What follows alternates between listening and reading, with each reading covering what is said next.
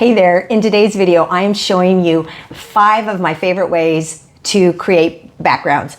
And for me, this is a great activity. I don't know if activity is the right word, but you know what I'm saying. Like it's a great way to make or be creative on days when you're just like, I don't know what to do. Oh yeah, yes you do. You can make some backgrounds. And I'm using everything from soft pastels to acrylic paint to collage. And the idea isn't to copy exactly what I'm doing, but it's to spur you on. Like, what do I have and what kind of background do I like and what can I do? And particularly, feel like in the summer a little bit, it's like, oh, it's hard to kind of be as focused on our art, I feel like, because we're out doing stuff. I don't know. For me, I'm gardening, I'm outside, especially in Seattle. When it's nice, you got to be outside. So I don't have as big a chunks of time, I feel like, as when it's raining out here all winter.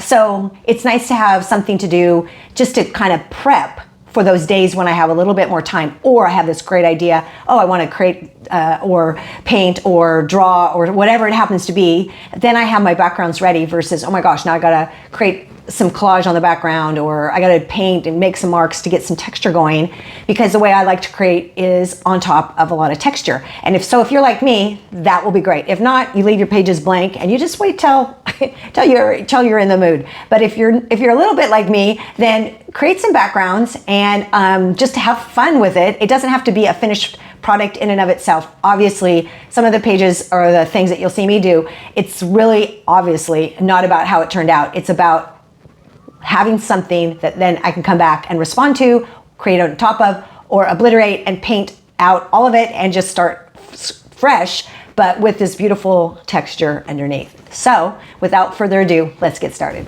The first way I'm going to show you that I make backgrounds is using dry media. And by that, I mean things that are not wet. I guess they are dry. So I guess that's very straightforward. But here are the dry media that I primarily use. Things like charcoal pencils or Stabilo Alls, which are water soluble, but they are dry, obviously.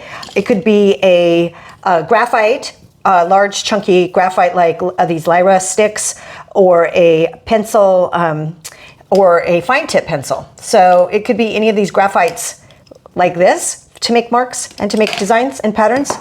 I'm also, a lot of times I use these woodies, Stabilo woodies. They're water soluble. Different forms of charcoal and Conte sticks, they're also water soluble. They also create different marks.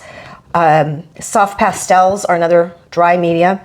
These are now of course I'm blanking on them. They are the Derwent charcoal blocks, and they are thick and chunky, and I'm down to the bottom in several colors. In fact, I don't think I have any, well, maybe a tiny piece of black left. So I love these for the boldness that they give to whatever you're doing.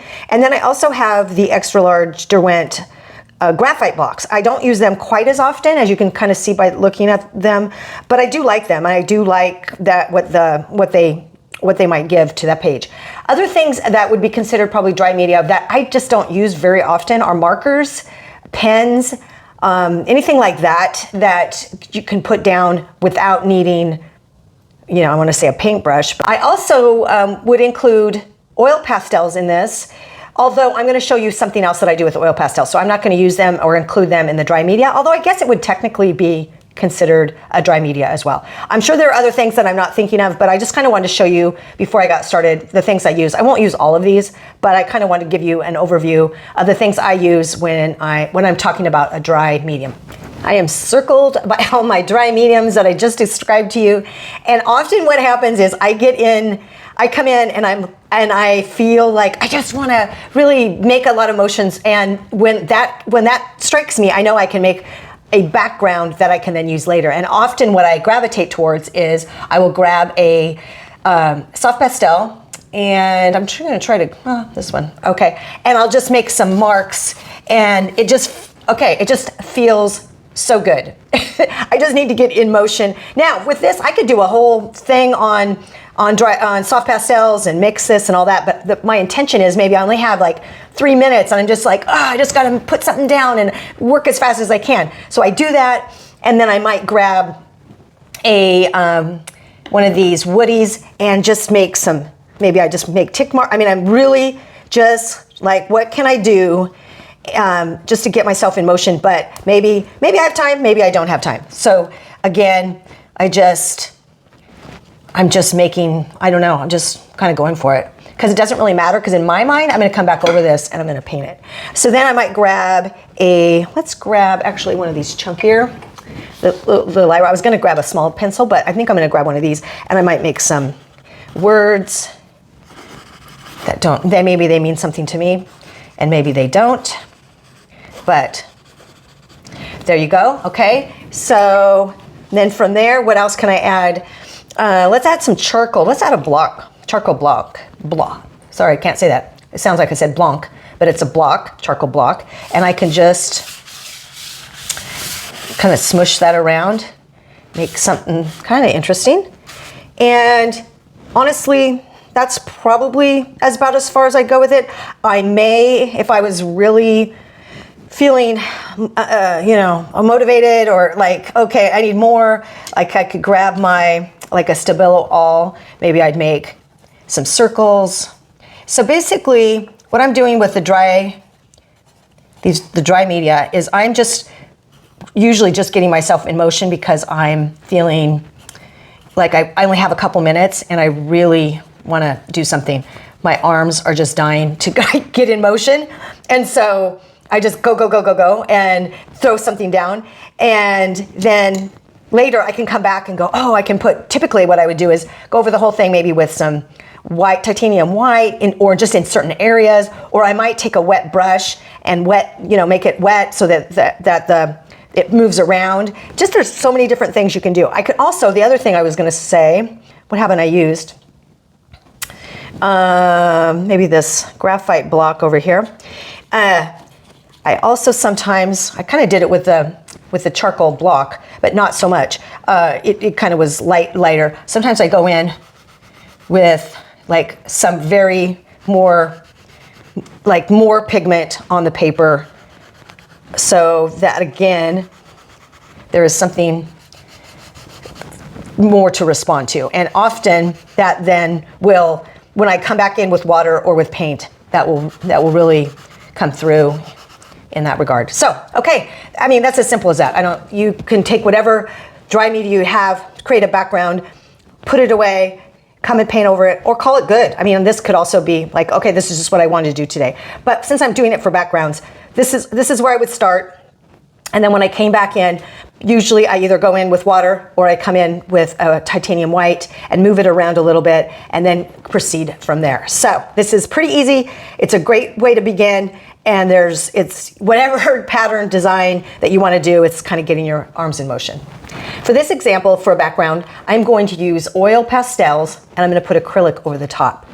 The result is very interesting because in parts, the acrylic paint will not stick on the entire, on all of the oil pastel. Oddly enough, it does stick on some of it. And many people will say, don't ever do this, it's blah, blah, blah. And that's fine. If you're looking for something that's gonna last 1,000 years, don't do that. But for me, I like the result. I think it's super interesting. You can always seal it if you want, or you're worried about preserving it. I feel like kind of break the rules, do something outside the norm. And this is one that I have found and I've done over and over again, particularly when I'm painting, and it just creates this background that you just you can't figure out. So I'm just gonna start grabbing, and oftentimes what I do is I'll just kind of block in some colors in 2 or 3 places. It doesn't have to be just like this. It could be, any design you wanted. It could be circles, it could be, whatever. But I kind of put them randomly. And so I'll go back to this because these are kind of smooth and creamy and they rub on really nice. And I kind of put them all over, and sometimes it's even colors that I wouldn't normally use, like this purple, because when they pop through, it can be really interesting, the result. And you don't have to fill in the whole page. I find that the colors are usually more interesting than the neutrals, even though neutrals are what I'm mostly drawn towards. So you choose your favorite colors or choose something crazy like this red, but when it pops through, it makes it really interesting. So you don't know what you're gonna get is what I'm trying to say. So if you need control over your page, or you don't like not knowing how it's going to turn out, this probably isn't for you. But if you kind of are just interested in seeing what happens, then this might be for you. So look, now I'm making patterns. I can't remember which colors I've used, so let's try this blue. And I'm really going for it. Sometimes I do a lot like this, sometimes I don't, but that's just for the sake of example. Okay, so then what I would do is, I want to do one more. See, I just can't, once you start, you just can't stop. I just want to keep filling it in. So I have a pan of leftover acrylic paint, and I'm just going to, maybe I'll just use, I'll move it over here. Just kind of have some leftover paint. I'm just going to paint, I'm going to paint over the whole thing. So I'm just kind of, for example, actually maybe I'll add some color. So you can see some of it is showing through. I'm really making a mess here. Some of the colors. And so I'm going to add a bunch of different colors here.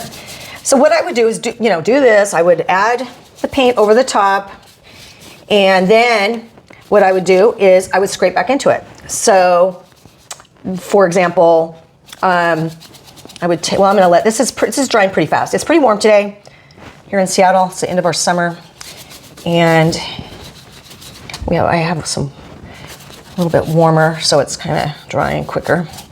There's that favorite color of mine lately. I'm really loving this green gold. I'm trying to stay away from the black. I don't know why, but I could add some black. That would probably add a unique touch. Anyway, it doesn't really matter what color you use. That's really not the point.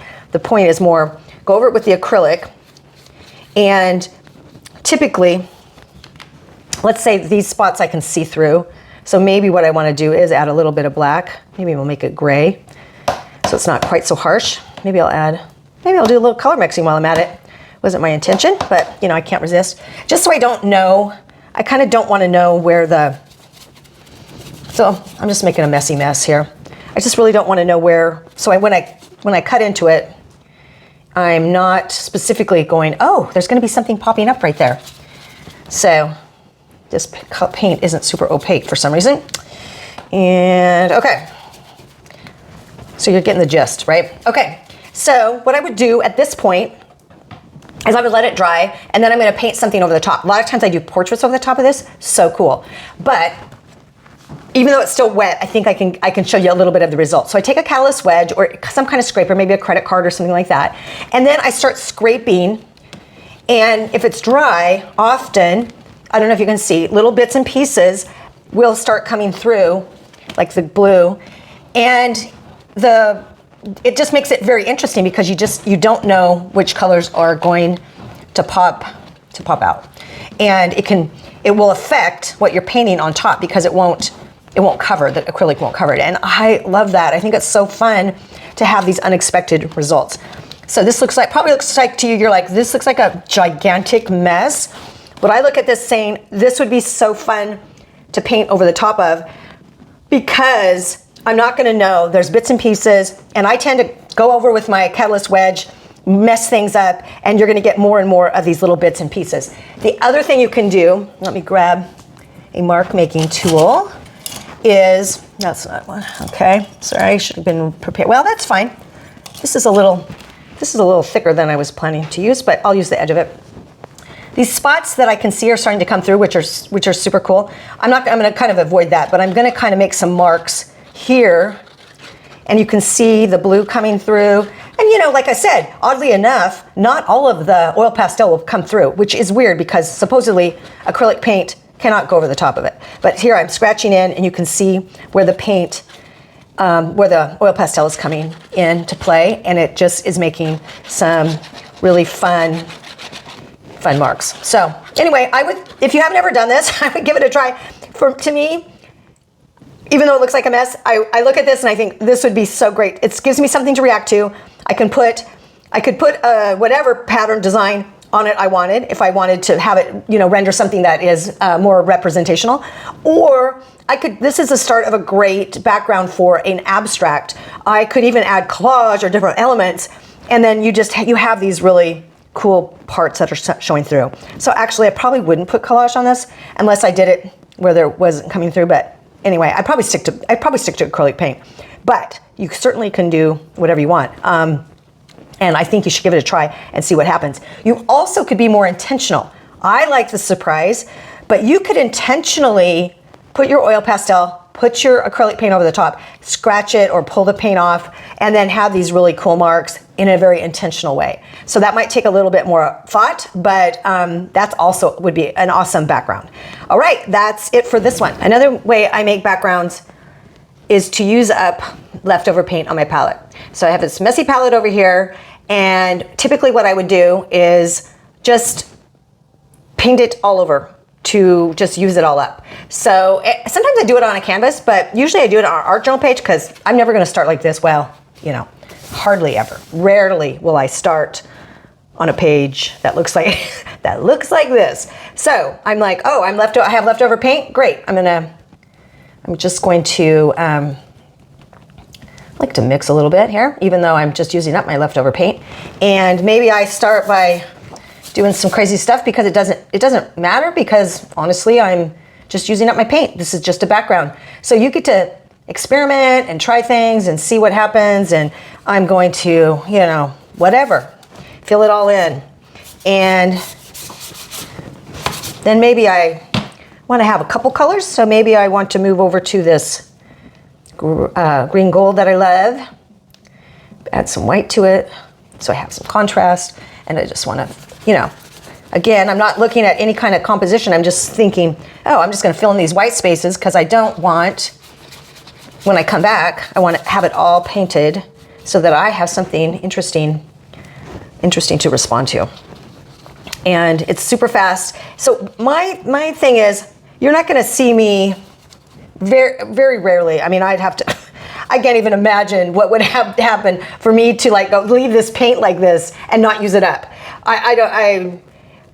Yeah, it would be something crises, because I always just allow the extra 10, 15 minutes to use up whatever paint happens to be here. And whether that's, if I have to have 10 art journal pages, sometimes I'll just use it on collage pages, you know, one after the other. It just depends on, you know, what's happening and what I feel like doing. But yeah, I think using it all up is just a great, because, you know, when you're mixing paint, you don't always mix exactly what you need. You just, you know, you have to, sometimes you have more out than you need, or sometimes, like me, something spills out and you're like, oh my gosh, I can't believe I just did that.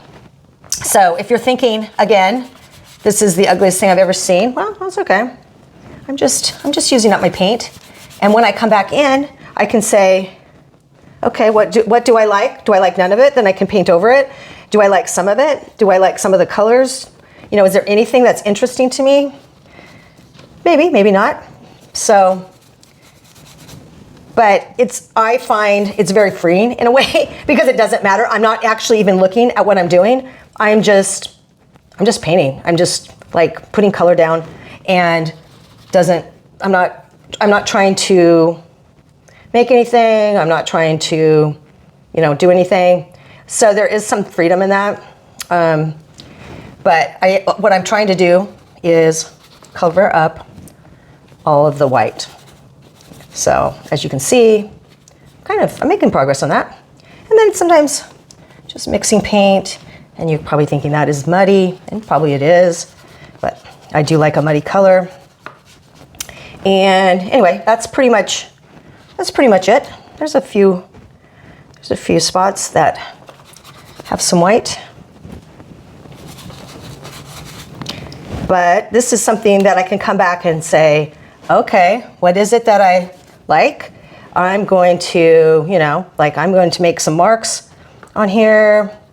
I'm gonna, obviously right now the paint is still wet, so my marks aren't gonna really make sense, but you know, there's a lot of things you could do. Or you could come back with the, your catalyst wedge and smear through it if you wanted. This is before it's dry, obviously. The other thing I like to do when it's like this is I like to come through and make some marks, kind of get my arm moving. So those will show up later, wherever the paint is still wet. When you paint over the top of it, it's just creating a lot of very interesting texture. So this is another way that I make a background, and I have a hard time stopping, as you can see, but I will continue to use up this paint somewhere else. And even, again, it's just about using up the paint. It's not about creating something that you absolutely like, this is the best thing ever. It's about coming back in then and saying, okay, what I like this red oxide maybe, or like those black marks. What else can I do to add to that or take away from that? Maybe I come in and I paint white over the whole thing and scratch into it. Just a lot of things. It's a great way to begin. It's a great way to use up your paint, especially because I don't want to be a paint waster, and I don't want to put that down the drain or just take a paper towel and throw it away. I want to use all of it. So anyway, I guess you could call me Pam, the frugal painter, using up all her paint every single time. So anyway, okay, that's how I use up paint. Or this is how I create backgrounds. Sorry about that.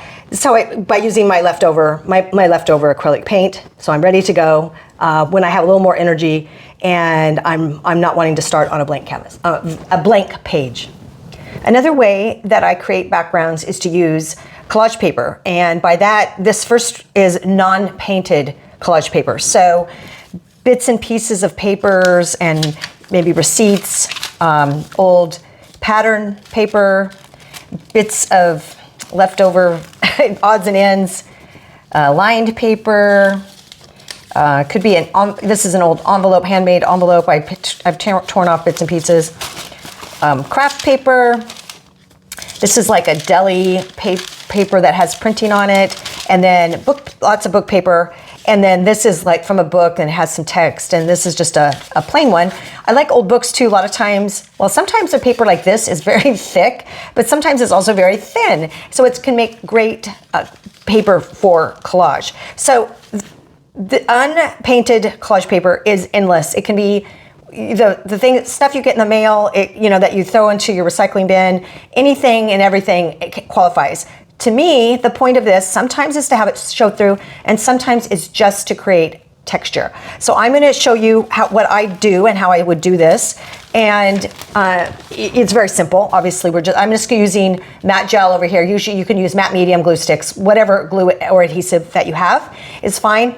I have my art journal here, and I put some deli paper underneath so that the glue hopefully doesn't go to the page below.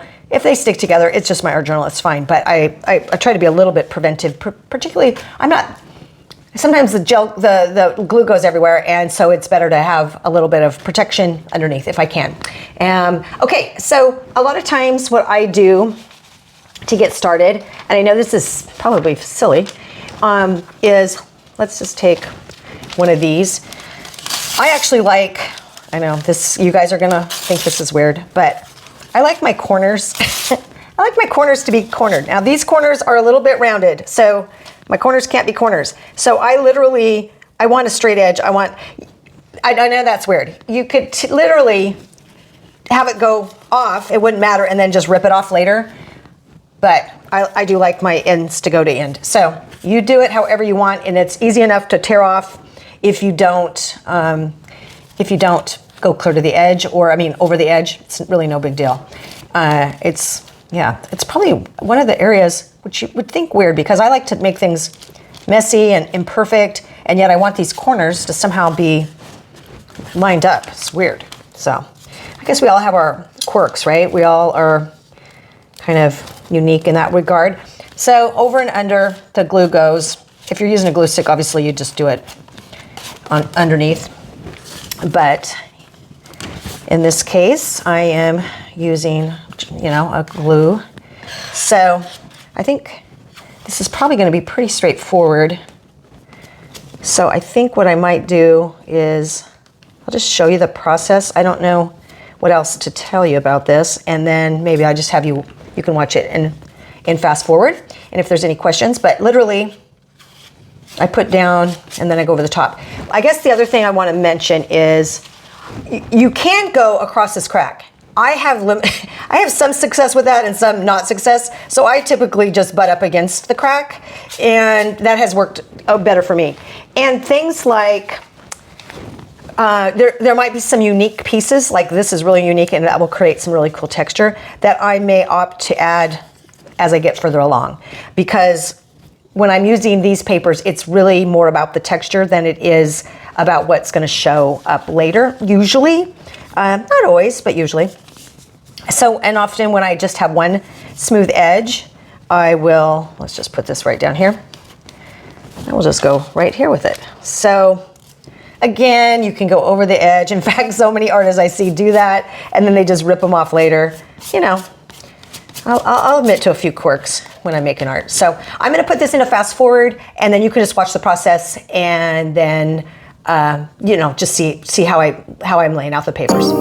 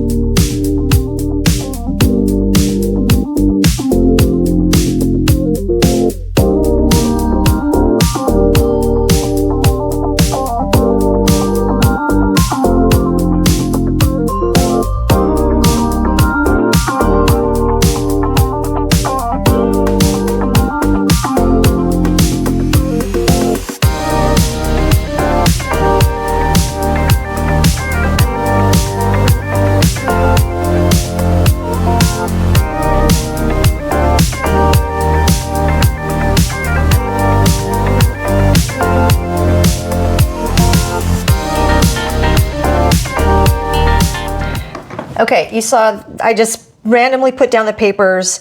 I did, you know, I do like to adhere to the edges, and these, I'll take these out so that this will just dry. It won't be sticky underneath now. But a lot of times what I do, because I like even more texture, is I might take little bits and pieces in areas where I think, oh, because it's only where there's little lines and cracks is there going to be texture that pops through. If this is one whole piece, there's no texture there. That is just book text, which is really cool, but it's these edges that create the texture. And because I'm very big into texture, I sometimes might add an extra piece right there. Like, oh, now I have some extra texture right here. I might do the same. Just, it adds an extra element. Now, obviously, if I'm wanting a certain look underneath, I may not do that, but if I'm just looking for, oh, just a little something right there, when I paint over it, then I've got a little bit of extra texture. So where else might I want some? Maybe a little bit up here. And this is, you know, this is just something that I have decided to do because I like extra texture. But obviously there's plenty, you do not have to do it. So this is what I do when I'm just using book paper, random, you know, papers that I have found, and I find that they create this really great neutral background. Although depending on the papers, you could be really bright and vibrant. I only have the receipt that is, you know, popping out, but it gives me a great place to start no matter what I'm doing, whether I'm just, you know, painting abstractly or painting. I often even use charcoals over this, which is not typically done, but you could use these backgrounds however you want. Now it's ready for when I decide I want to paint or do some kind of creative work. Okay. Lately, when I've been using painted collage papers as my background, I'm choosing colors that are a little more cohesive and colors that I'm trying to be more intentional, I guess what I'm trying to say is letting them shine through after I work on top of them. So in this case, I have kind of this muted blue palette of colors of collage papers that I painted. I think it was probably at a time when I finished using that color, and then I painted a bunch of collage papers. As I mentioned before, I like to use every bit and scrap. So I decided just to use these today because, and you know, obviously they all have different colors involved in them, but it lends itself to a little bit more cohesion when there is a common color throughout the whole thing. So I have just been drawn to doing that. Honestly, you could choose to put down whatever collage papers you have, just like maybe you're the ones you don't like, and you just tear them up and put them down, and then you paint over the top of them. I have found that I've done that most of the time. That's what I do. But lately, I've been a little bit more intentional in that I've wanted some of the color to pop through, and I've been doing some portraits and things on top of it, and it lends itself to creating a little bit more cohesion when I leave those colors uncovered, because it's like maybe in a couple areas where you'll see that collage paper coming through with the paint on it already. So I think I've already kind of showed you how I do it. I'm going to use matte gel again. I'll put it down, I'll put it on top, the matte gel on top of the papers and underneath the papers. And I'm going to fast forward this. I'm going to tell you it is very personal how we lay out our papers, how small we rip our papers. Honestly, if I wanted, I could just put this whole sheet and maybe add a few more over here. And honestly, maybe that would be a good idea. But for the sake of this, I'm going to actually be tearing the papers up, or at least the ones I'm going to be using. But there's no right or wrong way to do this. So I could be done in a few minutes with just by gluing this down and then move on to something else. I could actually start working on it on top of it or whatever. So there's really, it's a personal preference. So much of the time, I think we have to do it one way or another, and there's really no right or wrong way, and it's all about experimenting. And I think that's the beauty of the art journal, is that you do it again, you do it again, and you do it again, and then you're like, aha, that is exactly what I like. And so do not give up. And do not think you have to do it the way I'm doing it. And actually, please don't. But just experiment. I'm just kind of showing you one way that you can do it. And obviously, our collage papers are all going to look different because our hand is different and the colors we use are different and the way we move our paintbrush is different. So again, just to take all of these ideas that I'm giving you with a grain of salt and then make it your own. It's kind of just to spur you on, especially, you know, at a time when maybe you just don't know what to do. You can always create a background. I mean, yeah, grab your collage papers and create a background. So I'm going to fast forward this, and you can just kind of see some of how I choose to do it. You might choose to do it differently. That's why we're all unique. And then I'll come back at the end.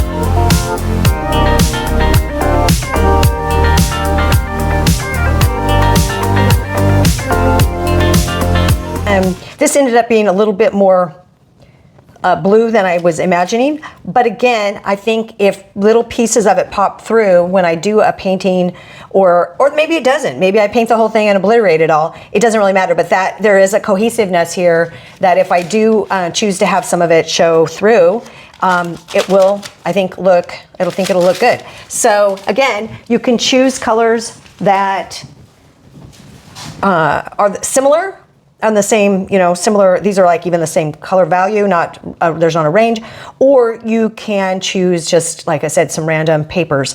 But I think, again, this is another way to, one, to use up our collage papers, and two, to give us a starting point. I find that it's so much easier for me to start once I already have something down.